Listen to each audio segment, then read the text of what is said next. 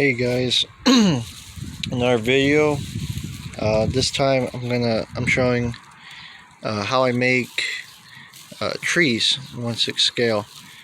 These are pine trees for the Hurtgen Forest. So what I've done is I bought these kind of like they're like Christmas trees, but they don't have any lights on them. And so I have that as the main top part, and then I made these trunks of pink foam. See the pink foam right there. So what I did was got two pieces. So the length of the foam is about maybe 2 inches, and that's if it was like that flat. So what I did was I cut two parts that are the same length, then glued them together. I sanded them so they have a little more round surface, and I went with a wire brush. You know, you could use you could get them like at the 99-cent store, Harbor Freight, or any hardware store. Get a wire brush, and then what I did was I took the wire brush, just scraped down the whole piece, so I get this very kind of like that wood grain on the tree bark, and so I go and I stroke down, from top to bottom, not side to side, so I could get that real tree look. And then after that, I took some dark brown exterior patio paint. You could use maybe some other paint, but I wanted to use that paint. That was the paint I had already, and I brush that one on. Just one coat is how it looks right now with just one coat, but if I put another coat, you won't see any of the pink foam anymore. But so once I had two pieces that were now glued, and I scraped it up and everything, painted it, then I made two holes, one hole here, another hole at the bottom. Right now I just have a skewer in it just because I need to hold it from somewhere as I was painting, but that could easily be pulled out because it's just with super glue. I mean, not with with hot glue, a hot glue gun. So I have those holes, but the reason why we have a hole here is so the bottom of the trees normally have like this point, if you can see it, has this metal end here on the bottom, and so that will fit right inside this end. Now that'll be the top. On the bottom, once I take this skewer out, I'll take a round piece of wood. Let me just go get that one. I didn't think about it, but so I get a piece of wood, and this piece of wood, I could cut it at the length I want. So I could have it maybe this length, because this one had two various types of trees. There was some that were actually taller than this one, a little taller, and the wire, they used more of a wire. This one, they use a rod as the center point of the tree to make this tree here. And so this one's actually much lighter than the other ones I made, and I used, so I had to use actually a longer piece of wood, which is this one right here. This is like about 11.5 inches in length, and so yeah, it's like a fair size roundness. So what I do is I'll bore a hole in this end where this skewer is at, so that way this piece could just fit right inside, and I'll leave like maybe a little bit, maybe an inch or maybe a little less sticking out. It depends on where I'm positioning the tree. So I'm going to take you to actually some trees I've pretty much finished. So the tree on the right is finished. The one on the left, I still need to do some touch up with paint and add some more branches, but basically The one on the right, if I go here on the side view, you're gonna see that this tree right here, it only has to go through this one layer of foam, and it has to go through this board here. This one on the, now that it's on the left, has to go through this piece of foam, and then another like two layers before it hits the wood. So the piece that for this one, the wood part, has to be longer.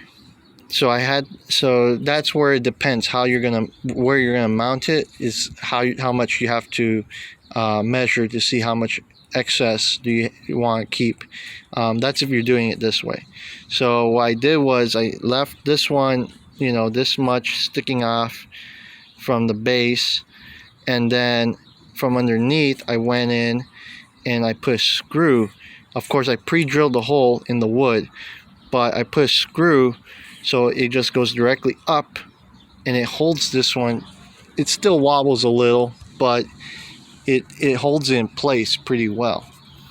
And then this one, like right now, like I shake it a little, it still shakes, but it's pretty firm in there. The wind over here shouldn't knock it down. There's no twisters or anything over here. So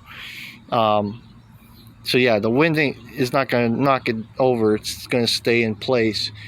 But you want to have at least maybe this much, a good decent amount of that wood you want inside, because in your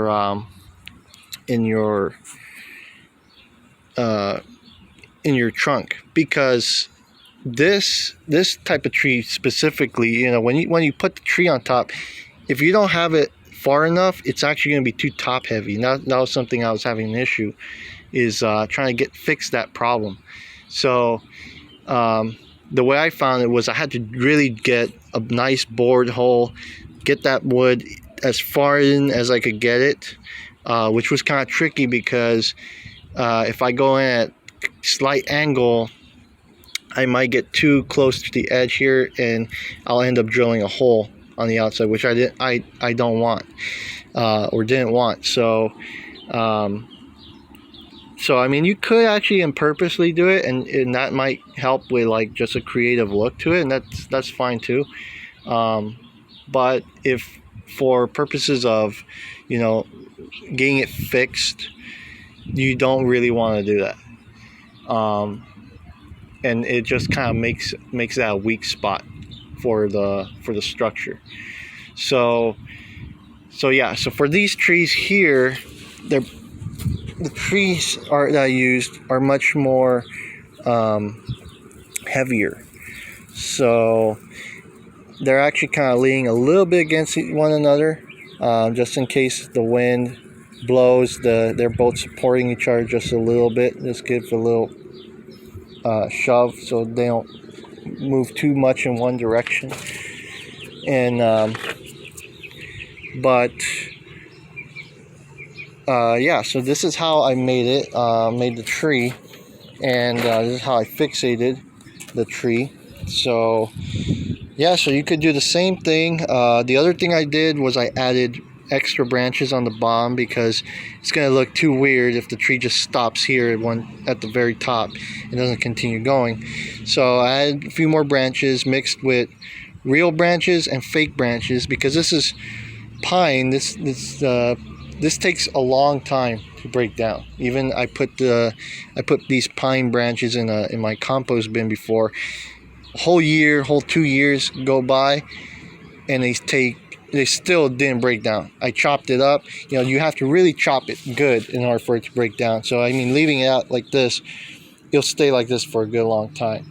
Actually, one of these trees I showed before that I used, these are real trees. I've had it for one of them. I've had it for like about 2 years. 2 years, and it's still like this. So if you want, you can always paint it, I think, and try to get it looking like if it's alive. Maybe go in with a airbrush or something. But yeah, I just left them like that. I think it's gonna be okay, especially I'm gonna do black and white shooting, so it's gonna be all right. So anyways, so that's what I did. I mixed the real ones with the fake ones. I think that will just adds a little more character and just realism to it. But yeah, this is just something I kind of want to show people because I don't think there's too much videos out there of people doing this. I saw a video that got me the idea of how to make the trunks from some other YouTuber.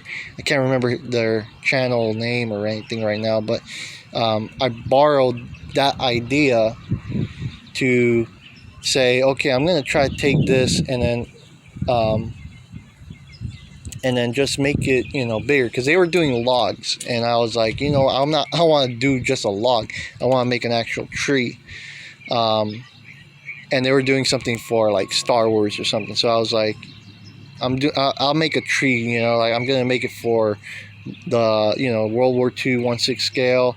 So let me see what I could do, and just thought about things, just drew it out, tried some stuff, and this is what I came up with. And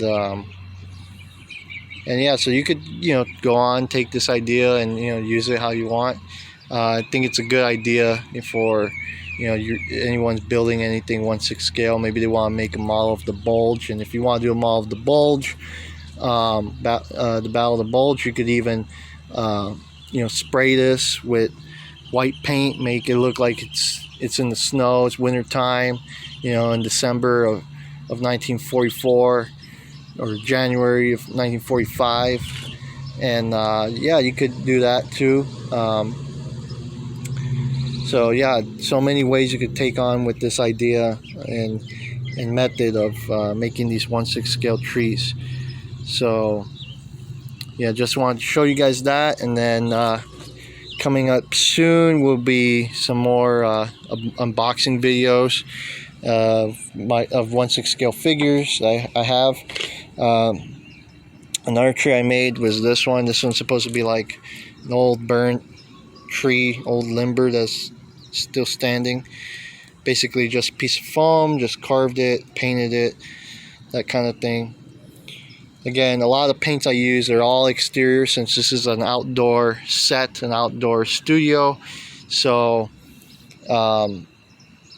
so yeah, you could do whatever you want, however you want to make it, by all means. This is just a video of how I make these 1/6 scale trees. And if you guys want to do this yourself, by all means, you could do it yourself as well. And see you in the next one.